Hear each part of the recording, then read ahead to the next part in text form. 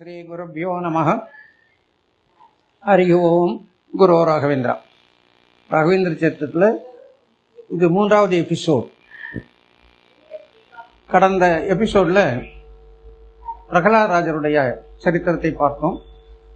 அவருடைய பக்தி எந்த அளவு உயர்ந்தது என்பதையும் நாம் பார்த்தோம்.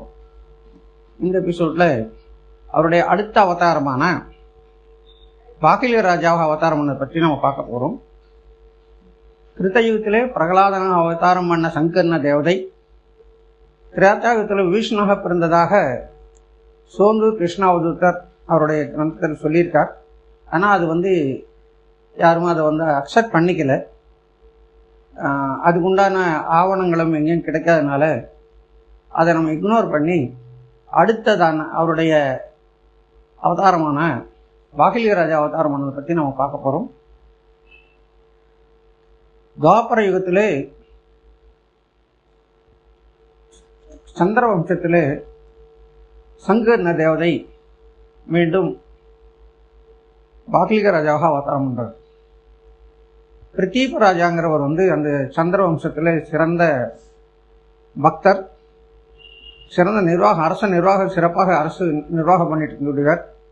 ஜனங்களுக்கெல்லாம் தேவையான அளவு நிறைய இதை அவங்களுக்கு தேவையான வசதிகள் பண்ணி கொடுத்து மக்களுடைய நன்றாக காப்பாற்றி வந்தார். அவர்களுக்கு தேவையான வசதிகள்லாம் பண்ணி கொடுத்து எல்லாம் மக்கள் சுபிட்சமாக வாழ வேண்டும் என்பதே ஒரு முக்கிய குறிக்கோளாக அவர் வாழ்ந்து வந்தார்கள். அந்த பிரதீப ராஜாவுக்கு திருமணம் நடக்கும்போது அவருடைய பிரதீப ராஜாவுடைய மனைவியின் தந்தை, அதாவது இவருடைய மாமனார், ஒரு கண்டிஷன் போடுறார். அவர் பிரதீப ராஜாவுடைய மாமனாருக்கு ஆண் வாரிசு இல்லை. அவருடைய ராஜ்யம் தான் பாகிலிக ராஜ்யம்னு பேர், பாகிலிக தேசம். அந்த தேசத்தை ஆள்வதற்கு ஒரு ஆண் வாரிசு இல்லை அவருக்கு.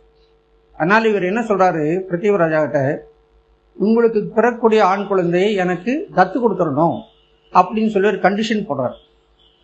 அந்த கண்டிஷனை ஏற்றுக்கொண்டு பாகிலிக ராஜாவுடைய அந்த ராஜாவினுடைய பெண்ணை இவர் திருமணம் செய்து கொள்கிறார். திருமணம் செய்தோம்னா அவருக்கு தேவாபின்னு ஒரு மகன் பிறக்கிறார். நல்ல ஆரோக்கியமான குழந்தை, வெல் பில்ட், நல்லா பார்க்கறதுக்கு வாட்டசாட்டமாக இருக்கக்கூடியவர். ஆனால் அவருக்கு குஷ்டரோகம் விடுகிறார். குஷ்டரோகம் வந்தவர்கள் அரசாட்சி செய்கிறது அவ்வளவு சிறப்பாக இருக்காதுங்கிறத அந்த காலத்தில் அவங்க அக்செப்ட் பண்ண மாட்டாங்க. குஷ்டரோகம் வந்தவங்கள அரசனை அதுக்கு அரியணை ஏற அலோவ் பண்ண மாட்டாங்க. ஸோ அவர் தேவாபியை அவர் தத்து எடுத்துக்க மறுத்து விட்டார். அடுத்தாவில் இன்னொரு குழந்தை பிறந்தா அந்த குழந்தை எனக்கு கொடுன்னு சொல்லி அவர் சொல்லிட்டார். சரின்னு சொல்லி இவங்களும் ஒத்துக்கிட்டாங்க, பிரதீப ராஜாவும் ஒத்துக்கிட்டாங்க. தேவாபி கொஞ்ச நாள் கழித்து அவர் தனக்கு குஷ்டரோகம் ஜாஸ்தியாகி போனதுனால அவர் என்னோட காட்டுக்கு போய் தபஸ் பண்ண போயிட்டார். அதுக்கப்புறம் பிரதீப ராஜாவுக்கு மீண்டும் ஒரு குழந்தை, பல காலம் கழித்து ஒரு ஆண் குழந்தை பிறக்கிறது. அந்த குழந்தை நம்முடைய கதாநாயகன் பாகிலிக ராஜா. அவர் ஏன் பாகிலிக ராஜான்னு வச்சார் அப்படின்னா, இந்த குழந்தை பாகிலிக தேசத்தை ஆளப்போகிற குழந்தை என்பதற்காக அவர் பேரே பாகிலிக ராஜான்னு பேர் வச்சிட்டார் பிரதீப ராஜா. அந்த பிரதீப ராஜாவுக்கு இது 2வது குழந்தை நம்ம பாகிலிக ராஜா. 3வது குழந்தை சந்தனு. இந்த சந்தனுடைய மகன் தான் பீஷ்மர். ஸோ பீஷ்மருக்கு பாகிலிக ராஜா பெரியப்பா முறை ஆகிறது. இப்போ பாகிலிக ராஜாவை அவர் தத்து கொடுத்துறார் அவருடைய மாமனார், அவருடைய வாக்குப்படி. ஸோ இவர் பாகிலிக ராஜாவும் அந்த மாமனார் ஊரில் போய் அவருடைய ராஜ்யத்தை பரிபாலனத்தை இவர் ஏற்றுக்கொள்கிறார் பாகிலிக ராஜா. இவரும் சிறந்த ஹரிபக்தர், நல்ல திறமைசாலி, கம்பீரம் நிறைந்தவர். அவரை எதிர்த்து யாரும் போரிட்டு ஜெயிக்க முடியாது. அவருக்கு வாயுதேவருடைய ஆவேசம் இருக்கிறதுனாலே அவரை யாரும் ஜெயிக்கவே முடியாது. ஆனால் அதுக்காக அவர் என்ன பண்ணுறாரு, பாகிலிக ராஜா பக்கத்து நாட்டில் போய் சண்டை போட்டு அவங்கள ஜெயிச்சு அந்த நாட்டை தன்னோட சேர்த்துக்கிறது, இந்த மாதிரி வேலையெல்லாம் செய்யல. அவர் அந்த மாதிரி விருப்பமே இல்லை. அவர் ஜனங்களை துன்புறுத்துவது, அவர் எந்த நாட்டை சேர்ந்தவங்களா இருந்தார், எந்த ஜனங்களை துன்புறுத்துவதுக்கு அவர் இஷ்டமே கிடையாது. அதனால எந்த விதமான போருக்கும் அவர் போகல. போர் இவர் மேலே யாரும் போர் எடுத்து துணிந்து வரதுக்கு யாரும் தயாராக இல்லை. ஏன்னா இவருடைய பலம் தெரியும் ஜனங்களுக்கு, மக்களுக்கெல்லாம், மற்ற நாட்டுக்காரங்களுக்கு தெரியும் இவருடைய பலம் என்னன்னு. அதனால இவருக்கு அமைதியான முறையில் இவருடைய ராஜ்ய பரிவாரம் நடந்து கொண்டிருக்கிறது. ஜனங்களும் ரொம்ப சுபிட்சமாக இருந்துட்டு இருக்காங்க.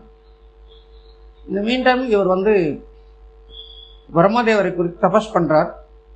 இவர் சொன்னா அவர் சதக்னி அப்படிங்கிற ஒரு கதையை கொடுத்து ஆச்சரியம் பண்றார் பிரம்மதேவா. இந்த பாகிலிக ராஜா இப்படியே இருக்கும் போது பாண்டவ யுத்தம், கௌரவ பாண்டவர் யுத்தம் தீர்மானம் ஆகிப்போச்சு. அதுக்கு முன்னாலே இந்திரபிரஸ்தத்தில் தர்மராஜா வந்து அசுமேத யாகம் செய்கிறார். அந்த யாகத்துக்கு எல்லாரையும் வரவழைக்கிறாங்க. ஆனால் துரியோதனன் அவங்களுக்கு வந்து வரதில்லை. ஏன்னா அவங்களுக்கு இவங்களை கண்டால் ஆகிறதில்லை. எப்படியானு இவங்களை வந்து தகராறு பண்ணி இந்த யாகத்தை நடத்த விடாமல் பண்ணணும்னு அவங்களோட முயற்சி பண்ணிட்டு இருக்காங்க. நமக்கு எல்லாரும் வந்து அவர் என்னன்னா, அர்ஜுனனும் பீமனும் ஒவ்வொரு நாட்டுக்கும் சென்று எங்களுடைய தலைமையை நீங்கள் ஏற்றுக்கொள்கிறீர்களா என்று அவர்கிட்ட வாங்கிட்டு வருவாங்க. ஏற்றுக்கொள்றேன்னு சொன்னால் விட்டுருவாங்க, இல்லைன்னா கூட சண்டை போட்டு அவங்கள ஜெயிச்சு அக்செப்டன்ஸ் பண்ண சொல்லி அப்புறம் கொடுத்துருவாங்க. அப்படி பண்ணியிருக்காங்க. அப்படி வாக்லிக ராஜா அரண்மனைக்கு வரார் அர்ஜுனனும் பீமசேன் ராஜாவும். வாக்லிக ராஜா ரொம்ப சந்தோஷம். ஏன்னா அவருக்கு தெரியும் பீமசேனன் வந்து வாயுதேவரோட அவதாரம்னு அவருக்கு நன்றாக தெரியும். இந்திரனுடைய அம்சம்தான் அர்ஜுனன் என்றும் தெரியும். ஸோ 2 பேரும் அவதாரங்கள், தேவதைகள். ஸோ அவர்களை வரவேற்று அவர்களை உபசரித்து நீங்கள் வந்த விஷயத்தை கேட்குறாங்க. இந்த மாதிரி தர்மராஜா வந்து எங்களோடனா வந்து அசுமதியாகம் பண்ண போகிறாரு, நீங்கள் அவருடைய தலைமையை நீங்கள் ஏற்றுக்கொள்கிறீர்களா, அவர் உயர்ந்தவர் ஏற்றுக்கொள்கிறீர்களா என்று சொல்லி அவர்கிட்ட கேட்குறாங்க. அவர் சொல்கிறார், ஆமாம் நான் ஏற்றுக்கிறேன், சிறந்த தர்மவான், கெட்டிக்காரர், நல்ல ராஜ பரிவாரம் பண்ணுறாரு, நல்லா ஏற்றுக்கிறேன்னு சொன்னதுனால அங்கே சண்டை சச்சரவு எதுவுமே இல்லாமல் போச்சு. இப்போது இவர் வந்து இதுக்கு போகிற அசுமதி யாகத்துக்கு இவர் போகணும். அவர் ஆனால் இவர் என்ன, வாக்லிக ராஜா தங்கத்தானான தேர் தயார் செய்து அதை எடுத்துட்டு போய் அவங்களுக்கு வந்து அந்த யாக டைமில் பாண்டவர்களை பிரசன்ட் பண்ணுறார். பிரசன்ட் பண்ணி அதில் கிருஷ்ணர், பீமன், அர்ஜுனன் 3 உட்கார வச்சு நகர்வலம் போக ஏற்பாடு செய்கிறார். துரியோதனுடைய சைடில் இருக்கக்கூடியவர். ஏன்னா இவர் வந்து ராஜ தர்ம பிரகாரம் துரியோதன் பக்கம்தான் நின்று இவர் வந்து பாண்டவர்கள் எதிராக தான் போராடணும். இருந்தாலும் அதெல்லாம் பொருட்படுத்தாமல், தன்னுடைய மனசாட்சிக்கு விரோதம் இல்லாமல், கிருஷ்ணனை அவர் வந்து எப்பவுமே ஏகாந்தத்தில் உபாசனம் பண்ணக்கூடியவர். கிருஷ்ணன் மேலே ஒரு அளவு கடந்த பக்தி அவருக்கு. ஆனால் கிருஷ்ணர் தான் பரமாத்மான அவருக்கு நன்றாக தெரியும் வாக்லிக ராஜா. அதனால் கிருஷ்ணருக்கு எதிராக தன் என்ன செய்யக்கூடாதுங்கிற எண்ணத்தோடும் அவருக்கு வந்து நம்மளான மரியாதை செய்யணுங்கிறதுக்காகவும் தங்கத்திலே ரதம் செய்து அவங்களை உட்கார வச்சு நகர்வலம் வர செய்கிறார் வாக்லிக ராஜா. இதே விஷயத்தை வந்து இதுக்கு முன்னால் ஒரு இஷ்யூவில் நான் படிக்கும்போது ராகவேந்திர பட்வாரிங்கிறவர் வந்து ஒரு யூடியூப்பில் ஒரு மெசேஜ் போட்டுறாரு. அதில் வேற விதமாக போட்டிருக்காங்க. பாண்டவ யுத்தம், பாரத யுத்தம் ஆரம்பிக்கிறதுக்கு முன்னாலே கிருஷ்ணர் வந்து இந்த வாக்லிகர் தேசத்துக்கு வர மாதிரியும், அப்போ வந்து வாக்லிக ராஜா அவர்களை வரவேற்று தங்கத்தேரில் அவர் அமர செய்து நகர்வலம் செய்தார் அப்படின்னு ஒரு செய்தி சொல்லியிருக்காங்க. அதுக்கு இதுக்கு சில முரண்பாடுகள் இருக்குது. இருந்தாலும் இந்த செய்தி நான் சொன்னது வந்து இதில் அசுமேத யாகத்தும் போது அவர் கொண்டு வந்து ரதம் கொடுத்தான்னு சொன்னது வந்து ராஜா குருராஜாச்சாரியர் எழுதிய கலியுக கல்பத்திர புஸ்தகத்திலே கொடுக்கப்பட்டிருக்கிறது. அந்த புஸ்தகத்தில் சொல்லப்பட்ட விஷயங்கள் எல்லாம் மகாபாரத தாத்மிய அப்படிங்கிற மத்வாச்சாரியருடைய நூலை ஆதாரம் கொண்டு அவர் அதில் எழுதியிருக்கார். ஸோ இதை நம்ம ஆதாரம் எடுத்துக்கொண்டு அந்த ராகவேந்திர பட்வாரி சொன்ன விஷயத்தை நாம் ஒதுக்கிட்டோம். ஸோ அப்போ வந்து பீமனும் கிருஷ்ணர் அர்ஜுனன் எல்லாரும் சந்தோஷப்படுறாங்க.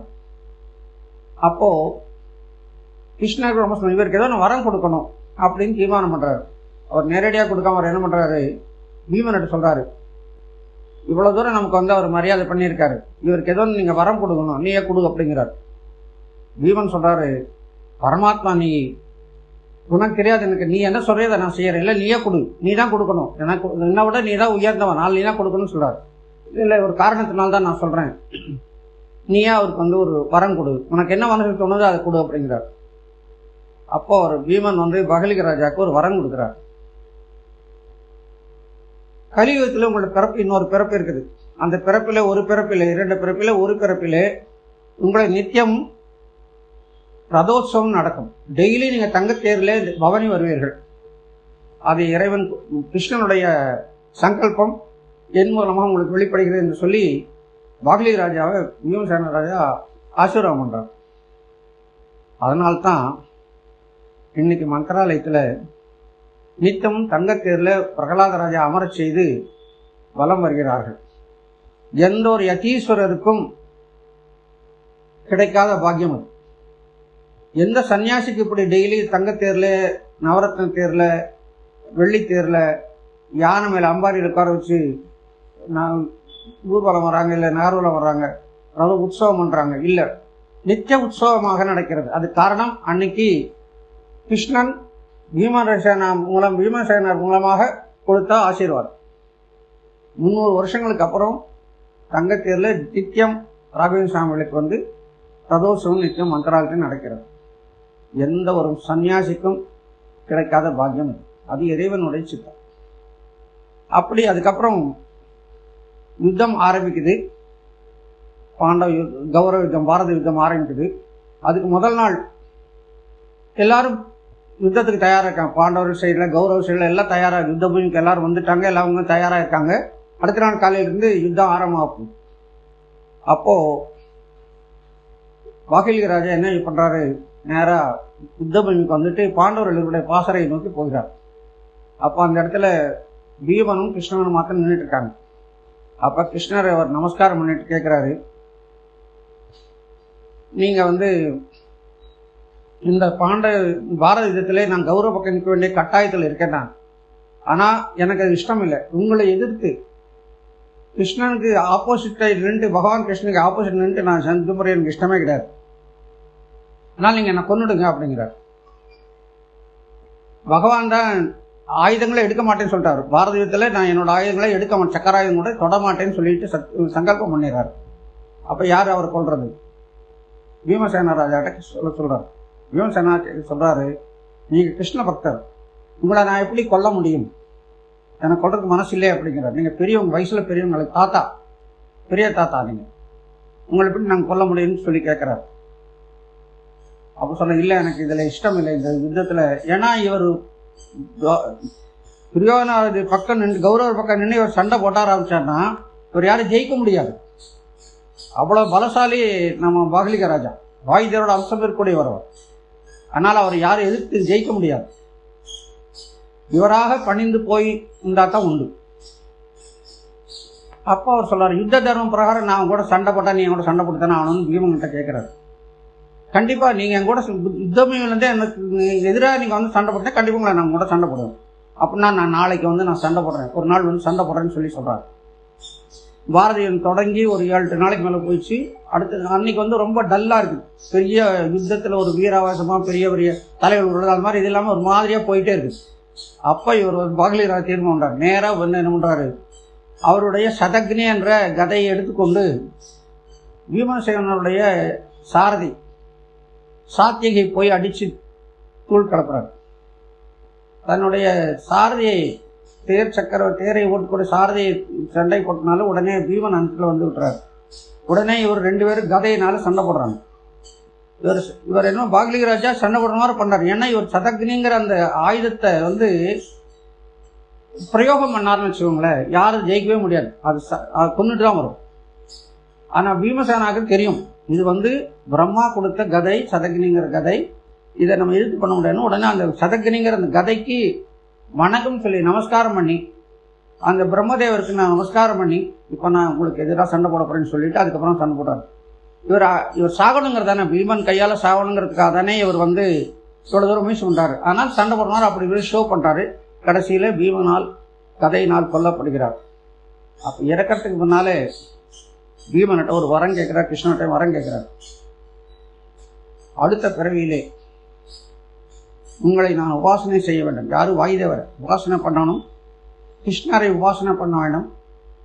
உங்களுடைய மகத்துவங்களை எல்லாம், பெருமைகளை எல்லாம் உலகத்துக்கு சொல்லணும். அடுத்த பிறவியில கிருஷ்ணரை நான் உபாசக்கூடிய பாக்கியம் ஒன்று சொல்லிட்டு கிருஷ்ணர்கிட்ட பிரார்த்தனை பண்ண உடனே கிருஷ்ணன் ஆசீர்வாதம் பண்ணார். கண்டிப்பாக அடுத்த பிறவியிலே நீங்கள் என்னை உபாசனை பண்ணக்கூடிய பக்தராக இருப்பீர்கள். அது மாத்திரல்ல, வாயுதேவருடைய பெருமைகளை எல்லாம் நீங்கள் உலகத்துக்கு எடுத்து சொல்லுவீர்கள் என்று சொல்லி ஆசீர்வாதம் பண்ணார். கிருஷ்ணர் ஆசீர்வாதம் பண்ணார், பீமசேனர் ஆசீர்வாதம் பண்றார். பாகலிக ராஜா இறைவன் திருவடி சேர்ந்து விட்டார்.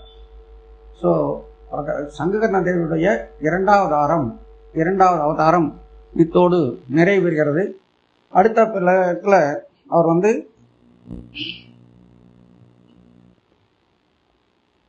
வியாசராஜராக அவதாரம் பண்றாரு கலியுகத்துல. துவாபரயுகத்தில் இது அவதாரம் முடிஞ்சு போச்சு. அடுத்ததுல கலியுகத்திலே சங்கரன தேவிக்கு 2 அவதாரம், ஒன்று வந்து வியாசராஜர், இன்னும் ராகவேந்திரர். இப்போ அடுத்த அவதாரம் வியாசராஜரை பற்றி அடுத்த எபிசோடில் நம்ம விவரமாக பார்க்கலாம். அது கொஞ்சம் நிறையா அவருடைய மகிமைகள்லாம் நிறையா சொல்ல வேண்டியிருக்கு. பார்ப்போம், எவ்வளோ தூரம் முடியுமோ அவ்வளோ தூரம் சொல்லி பார்ப்போம். தேங்க்யூ. குருராஜா.